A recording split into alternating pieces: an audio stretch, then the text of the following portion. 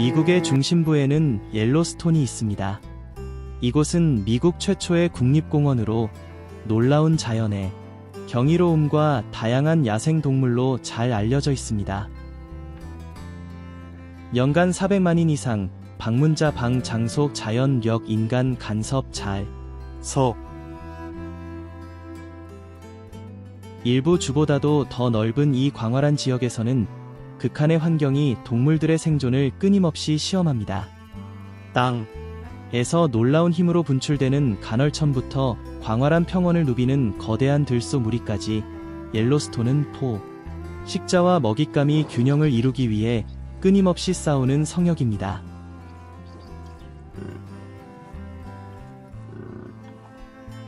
매년 11월부터 4월까지 공원은 두꺼운 눈으로 뒤덮여 풍경은 순백의 광대한 세계로 변합니다. 옐로스톤의 겨울은 아름답기만 한 것이 아니라 혹독한 환경에 적응해야 하는 생물들에게는 생존을 위한 치열한 싸움의 시기이기도 합니다.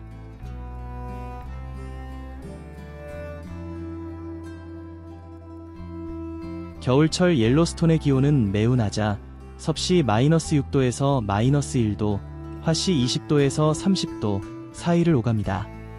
그러나 이것은 도전의 시작일 뿐입니다. 날이 점점 짧아지고 날씨가 더욱 혹독해짐에 따라 동물들이 직면하는 어려움은 낮은 기온만이 아닙니다.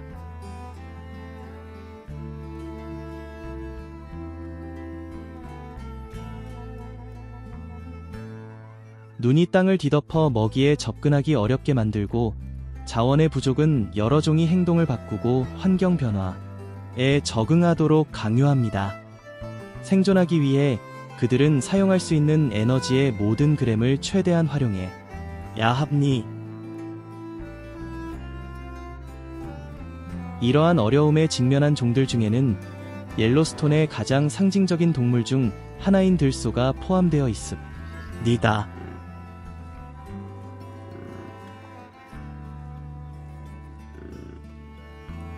이 거대한 동물들은 거대한 크기와 강인한 성격으로 잘 알려져 있으며 가장 추운 기후에서도 생존할 수 있도록 완벽하게 적응해 있습니다. 두꺼운 털과 튼튼한 몸은 극한의 온도를 견디게 해주지만 겨울철 진정한 도전은 충분한 먹이를 찾는 것입니다. 공원의 대부분이 눈으로 덮여 있어 풀과 식생이 접근 불가능해집니다. 가장 추운 달에는 들소들이 움직임을 줄이고 눈이 덜 쌓인 낮은 지역을 천천히 이동하며 먹을 수 있는 풀을 찾습니다.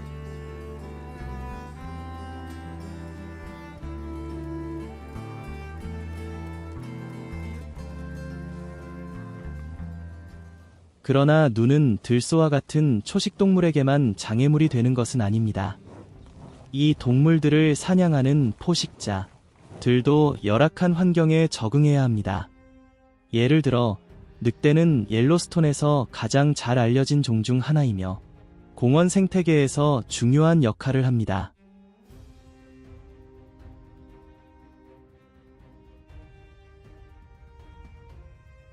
겨울 동안에는 그들의 존재가 더욱 뚜렷해집니다. 무리들은 눈을 이용해 먹이를 추적합니다. 늑대는 매우 조직적인 사냥꾼으로 눈 때문에 어려움이 있음에도 불구하고 무리지어 큰 동물들, 예를 들어 엘크, 들소를 사냥합니다. 그들의 사냥 전략은 먹이를 둘러싸서 조금씩 지치게 만드는 것으로 희생자의 피로를 이용해 잡을 수 있게 합니다.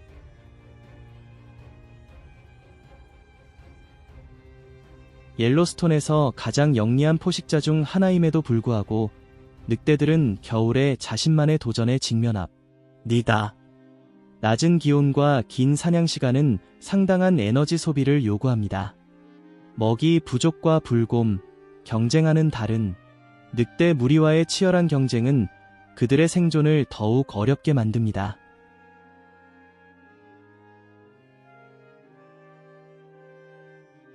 이 계절 동안 무리의 사회적 결속력은 매우 중요합니다.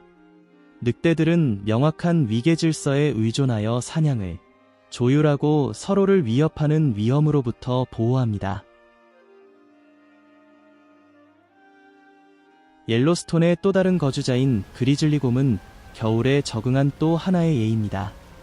가장 추운 달 동안 곰은 동면에 들어가 동굴이나 굴에서 피신하며 몇 달 동안 먹지도 마시지도 소변이나 대변도 보지 않습니다. 이러한 행동은 먹이가 부족한 시기에 생존하기 위한 적응입니다. 동면에 들어가기 전 그리즐리 곰은 과도하게 먹어 두꺼운 지방층을 축적하여 겨울 내내 생존할 수 있도록 준비합니다. 동면은 단순한 깊은 잠이 아닙니다. 곰의 신체 활동은 크게 느려지지만 위협에 반응하거나 필요할 경우 움직일 수 있을 만큼은 의식이 남아 있습니다. 곰의 동면 과정은 흥미로운데 다른 동물들과 달리 깊은 잠에 빠지지 않기 때문입니다. 대신 그들은 저체온 상태, 토어퍼라고 불리는 상태를 경험하는데 이때 몸의 온도는 약간 내려가지만 신진대사는 크게 감소합니다. 이 단계에서는 곰이 먹이를 먹을 필요가 없으며 몸속에 저장된 지방을 소비합니다. 이 과정은 겨울이 몇 달 동안 지속될 수 있는 옐로스톤과 같은 곳에서 생존하는 데 매우 중요합니다.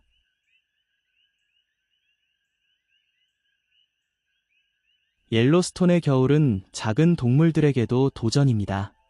다람쥐, 퓨마, 그리고 다른 종들은 먹이 부족과 강한 추위에 맞서야 합니다. 다람쥐와 같은 일부 동물들은 땅속 굴에 숨지만 퓨마와 같은 다른 동물들은 공원 내를 조용히 움직이며 작은 먹이를 찾습니다. 이들 포식자는 늑대나 곰과 달리 더 단독으로 사냥하며 먹이 부족으로 약하거나 보호받지 못하는 동물을 기회가 될 때마다 사냥합니다.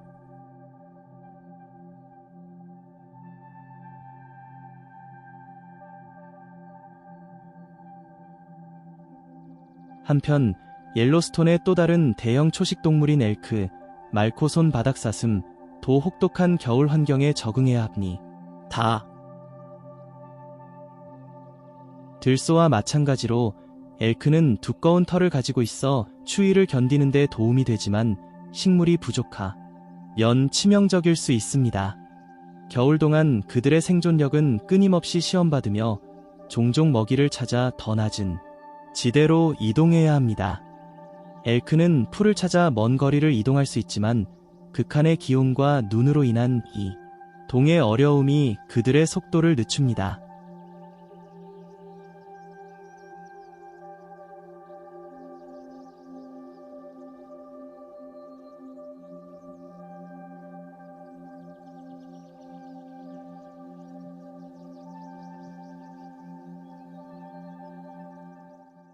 겨울이 물러나고 얼음이 녹아 강과 시내에 다시 물이 흐르기 시작하면 옐로스톤의 생명은 급격한 변화를 겪습니다.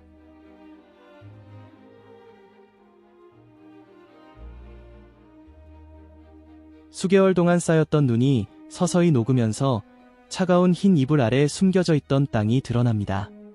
낮이 어지고 기온이 올라가며 공원의 풍경은 식물의 꽃피움으로 색채를 띠게 됩니다.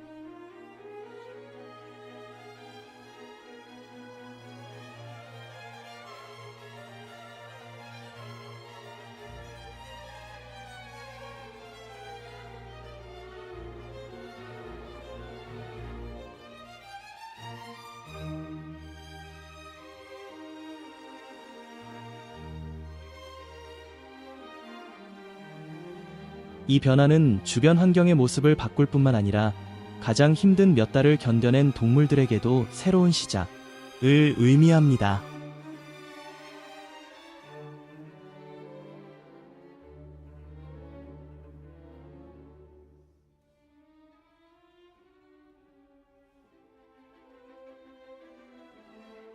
좋은 날씨가 찾아오면 가장 먼저 혜택을 받는 종들 중 하나가 바로 옐로스톤의 진정한 상징인 들소입니다.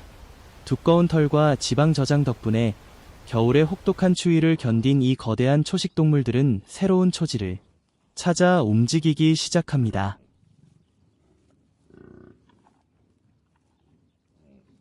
봄은 그들에게 풍요의 시기입니다.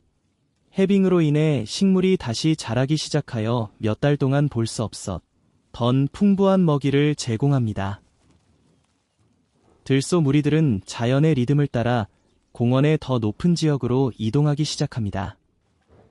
이 시기에는 가장 기대되는 사건 중 하나인 새끼 출산도 일어납니다. 4월 말에서 5월 초에 이르면 옐로스톤의 들판은 붉은빛 털을 가진 어린 들소들로 가득 찹니다. 이 독특한 색깔은 성체와 구분되는 특징입니다.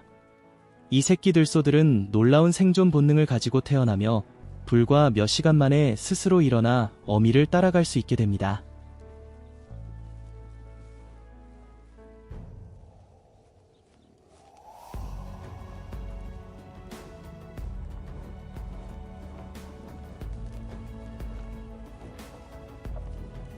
하지만 위험은 여전히 도사리고 있습니다. 늑대와 곰 같은 포식자들도 겨울을 견뎌냈으며 몇 달간의 먹이 부족 끝에 이제 먹이를 찾고 있습니다. 들소 새끼들은 무리에 의해 보호받지만 공원 내 사냥꾼들에게는 기회가 됩니다. 들소와 마찬가지로 공원의 다른 종들도 좋은 날씨가 찾아오면서 혜택을 받습니다. 엘크, 사슴, 곰들이 은신처에서 나와 풍부한 먹이를 즐깁니다.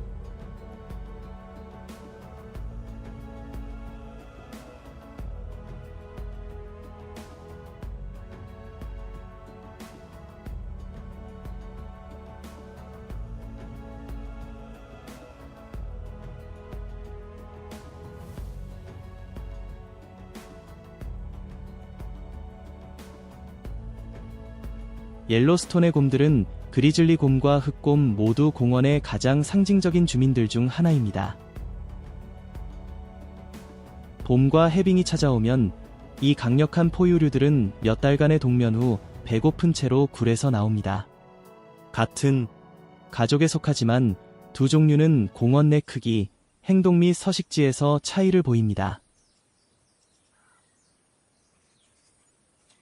그리즐리 곰은 두 종류 중 가장 위험 있는 곰입니다. 수컷은 체중이 최대 360kg에 달하며 딛다. 리로 서면 키가 2.5m에 이릅니다. 어깨에 있는 근육 덩어리 같은 혹은 엄청난 힘을 주어 먹이를 찾기 위해 땅을 파고 나무를 쓰러뜨리는 데 적합합니다.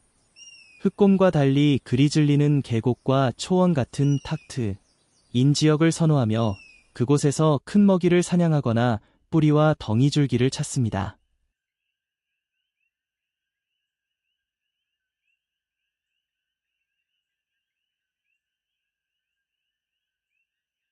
반면에 흑곰은 더 작고 민첩하며 체중이 180kg을 거의 넘지 않습니다. 이름 때문에 검은 털을 가진 것으로 생각되지만 옐로스톤에서는 검정색부터 계피색까지 다양한 색조로 발견됩니다. 그리즐리와는 더 날카로운 주둥이, 혹이 없고 더 도드라진 귀로 구분됩니다.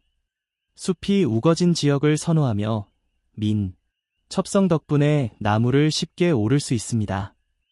이 능력은 포식자를 피하거나 나뭇가지 위에서 먹이를 찾을 때 큰 장점이 됩니다. 겨울잠에서 깨어나면 두 곰 모두 먹이를 찾기 시작합니다. 처음에는 뿌리, 곤충, 겨울 동안 남겨진 썩은 고기 위주로 제한된 식단을 가집니다. 하지만 봄이 깊어지면서 먹이 종류가 다양해집니다. 그리즐리 곰은 강한 힘과 발달한 후각으로 땅을 파서 설치류를 찾거나 엘크와 들소 새끼를 잡을 수 있습니다. 또 한 기회가 있으면 늑대나 퓨마가 사냥한 먹이를 훔치는 일도 주저하지 않습니다. 반면 흑곰은 사냥을 덜 선호하며 주로 과일, 열매, 작은 동물에 의존합니다. 날씨가 따뜻해지면 강과 개울 근처에서 먹이를 찾는 모습을 볼 수 있는데 이곳에서 물고기와 양서류로 식단을 보완합니다. 이런 식습관의 유연성 덕분에 공원 생태계 내에서 적응력이 뛰어나고 강인한 종으로 자리 잡고 있습니다. 곰들에게 한 해 중 가장 중요한 순간 중 하나는 여름의 도래입니다. 이때 먹이 자원이 가장 풍부해집니.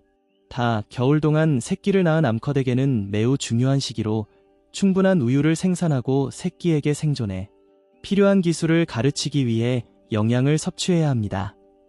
이 어미들은 매우 보호적이며 새끼가 위험해 처했다고 느끼면 다른 곰에게도 공격적으로 변할 수 있습니다.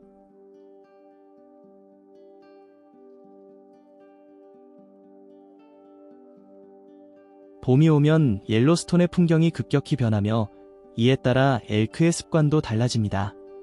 몇 달간의 혹독한 추위와 먹이 부족 후에 초원이 다시 푸르게 변하며 이 큰 초식동물들에게 풍부한 영양 공급원이 됩니. 다 봄은 그들의 회복, 성장, 번식의 중요한 시기로 활동과 분산이 증가하는 시기의 시작을 알립니다.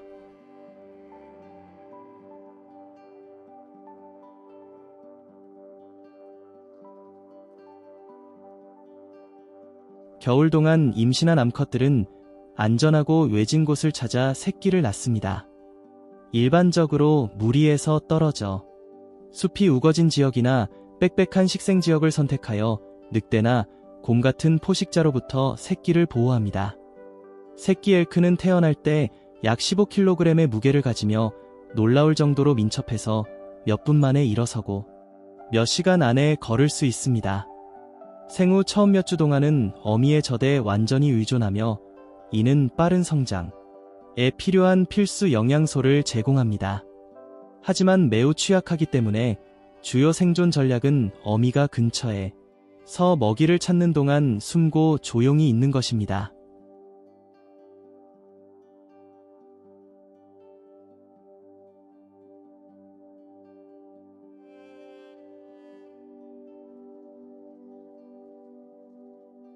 한편 겨울 동안 체중의 대부분을 잃은 젊은 수컷과 성체 수컷들은 풍부한 먹이를 이용해 힘을 회복합니다.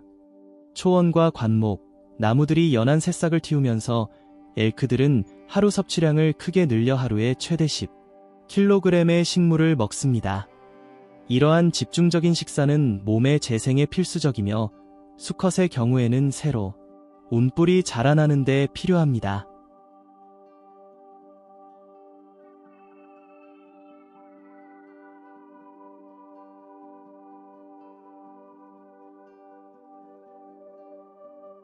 매년 봄, 수컷들은 겨울에 떨어진 뿔을 다시 자라나기 시작합니다. 이 뼈 구조물은 풍부한 혈액 공급과 벨벳이라 불리는 부드러운 피부 덮개 덕분에 하루에 최대 2.5cm씩 빠르게 자랍니다. 이 과정은 가을 번식기 때 수컷들이 번식을 위한 경쟁을 벌일 때 매우 중요합니다. 봄과 여름 동안의 우선순위는 충분히 먹어뿔이 튼튼하고 대칭적으로 자라도록 하는 것이며 이는 짝짓기 시즌에 큰 이점을 줍니다.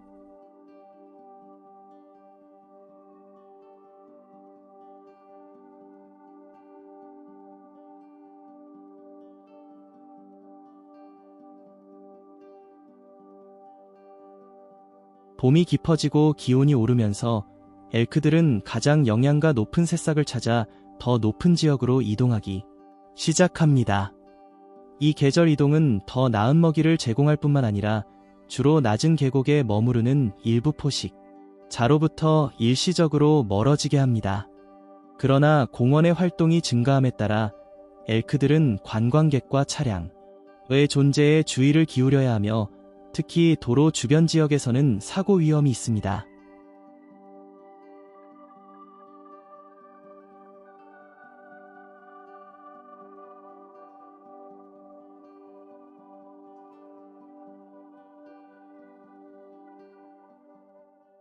푸마, 산사자로도 알려진 이 동물은 옐로스톤에서 가장 은밀하고 효율적인 포식자 중 하나입니다. 리로 사냥하는 늑대와 달리 푸마는 혼자 사냥하는 동물로서 힘과 민첩성, 은밀함에 의존해 먹잇감을 잡습니다. 근육질이고 유연한 몸 덕분에 울창한 숲부터 가파른 바위 경사면까지 공원의 험준한 지형을 쉽게 이동하며 은신처를 찾아 피해자를 몰래 노립니다.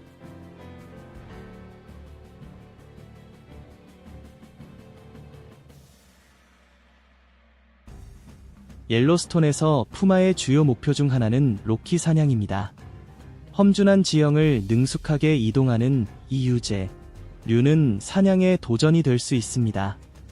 하지만 푸마는 인내심과 주변 환경에 대한 지식을 활용해 점거나 약한 개체를 몰래 접근합니다. 그 전략은 식생과 그림자를 은폐물로 삼아 천천히 다가간 후 빠르고 치명적인 공격을 가하는 것입니다. 강력한 점프로 푸마는 먹잇감을 쓰러뜨리고 목에 정확한 한 입을 가해 제압합니다.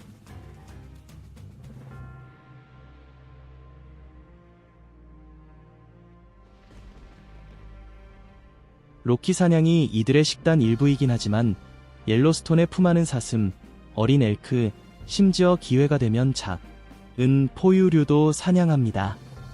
다양한 먹잇감과 환경에 적응하는 능력은 늑대나 곰과 같은 다른 포식자와의 경쟁이 끊이지 않는 생태계에서 생존하는 데 중요한 요소입니다. 공원 방문객들에게는 거의 보이지 않는 은밀한 존재인 옐로스톤의 푸마는 이 광활한 지역에서 야생 자연과 포식자 피식자 균형의 상징으로 남아 있습니다.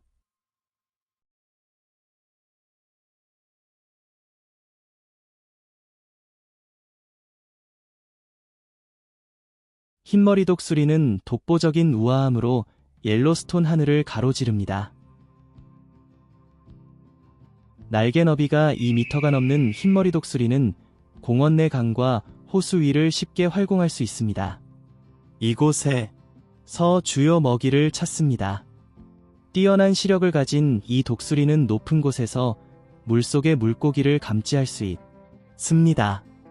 먹잇감을 발견하면 날카로운 발톱을 펼쳐 놀라운 정확도로 급강하하여 잡아냅니다.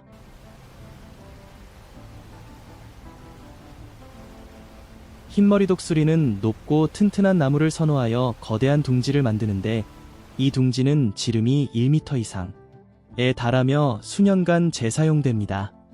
봄에는 암컷이 최대 3개의 알을 낳으며 이 알들은 부모 양쪽이 번갈아 가며 품습니다. 새끼들은 태어나면 완전히 부모에게 의존하며 약 10주 후 첫 비행을 할 준비가 됩니다. 하지만 머리와 꼬리에 특징적인 흰 깃털이 생기기까지는 수년이 걸립니다.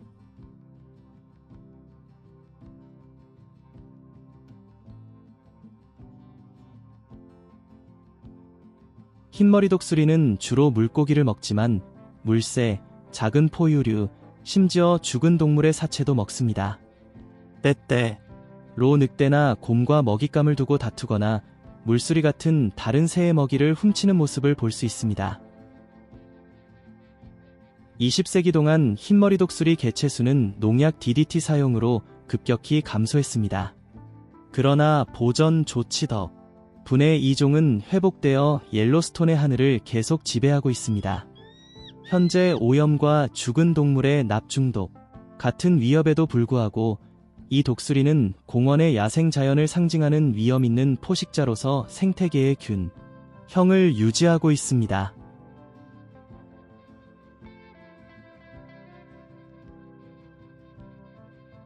늑대는 옐로스톤의 역사를 독특하게 기록해왔습니다. 20세기 초 가축과 사냥감에 대한 위협이라는 평판 때문에 공원에서 완전히 추격당하고 제거되었습니다. 수십 년 동안 이들의 부재는 생태계에 깊은 영향을 미쳤습니다. 자연 포식자가 없어진 탓에 엘크 개체 수가 통제 불가능하게 증가했고, 이는 식생과 그에 의존하는 많은 다른 종들에게 영향을 미쳤습니다. 1995년에 보존 역사상 가장 야심찬 재도입 프로젝트 중 하나가 시작되었습니다.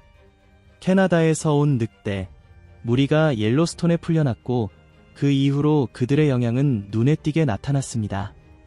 엘크 개체 수를 조절함으로써 포플러와 버드나무 같은 나무의 재생을 가능하게 했고, 이는 비버, 새 및 다른 종들에게 유리하게 작용했습니다. 강가의 식생 회복 덕분에 강변도 더 안정적으로 변했습니다.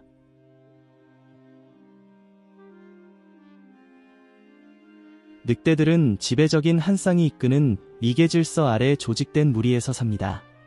그들은 사회적인 동물로 울음소리, 자세, 신체 접촉을 통해 소통합니다. 사냥은 협동적인 노력으로 먹이를 관찰하고 고립시킨 후 지구력을 이용해 지치게 만들어 공격합니다. 보통은 엘크와 사슴을 먹지만 큰 무리일 경우 어린들, 소와도 맞설 수 있습니다.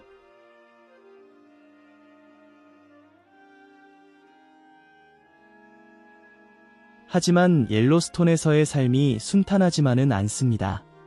먹이를 두고 곰과 퓨마와 경쟁해야 하며 영역을 놓고 무리 간의 다툼은 치명적일 수 있습니다. 또한 공원 경계를 넘는 개체들은 사냥당할 위험에 처해 있습니다. 그럼에도 불구하고 그들의 복권은 성공적이었으며 거의 70년간 잃어버렸던 균형을 옐로스 톤에 되돌려 주었습니다.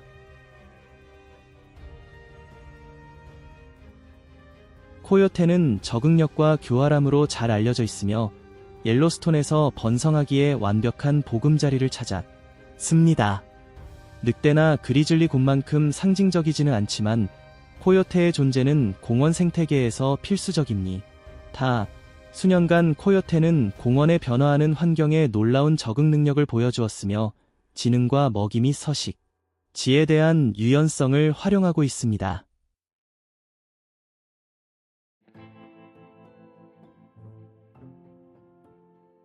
코요테는 기회주의적인 포식자입니다.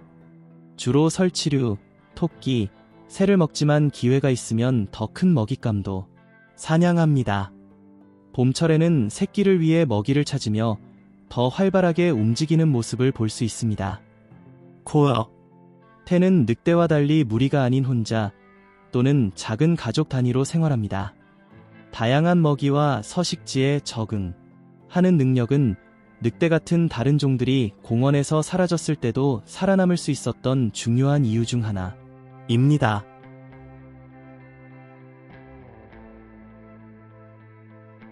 코요테는 인간 근처에서 살아가는 능력으로도 알려져 있습니다. 비록 옐로스톤 공원에 사람이 많이 다니는 지역 근처에는 잘 나타나지 않지만 캠핑장 근처나 먹이가 풍부한 초원에서 그들이 배회하는 모습을 종종 볼 수 있습니다. 낮에는 덤불이나 바위 근처에서 휴식을 취하지만 밤이 되면 먹이를 찾으러 나섭니다. 늑대와 비슷한 울음소리는 옐로스톤의 저녁 풍경에서 가장 특징적인 소리 중 하나입니다. 이 공원은 야생 동물로만 유명한 것이 아니라 세계에서 독특한 장소로 만드는 인상적인 지열 활동으로도 유명합니다.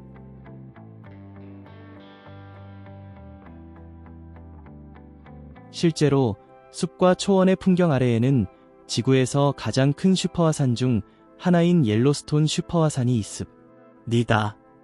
이 화산 시스템은 수천 년 동안 활동해왔으며 마지막으로 큰 분화는 64만 년 이상 전에 일어났습니다.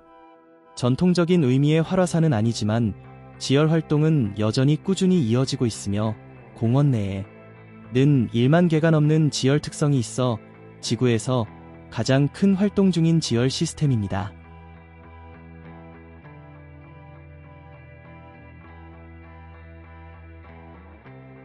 옐로스톤에서 가장 잘 알려진 특징 중 하나는 바로 간헐천 네트워크로 세계에서 가장 예측 가능한 헐천인 유명한 올드 페이스풀, 올드 페이스펠을 포함합니다.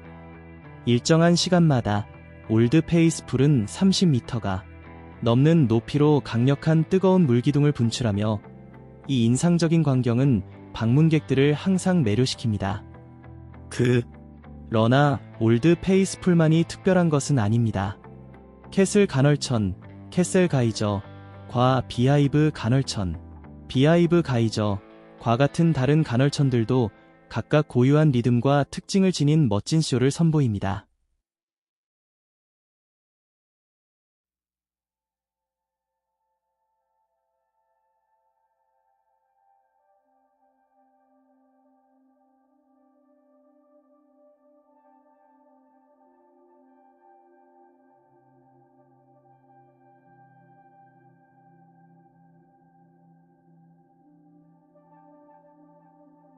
간헐천 외에도 옐로스톤에는 인상적인 색깔의 온천들이 있습니다.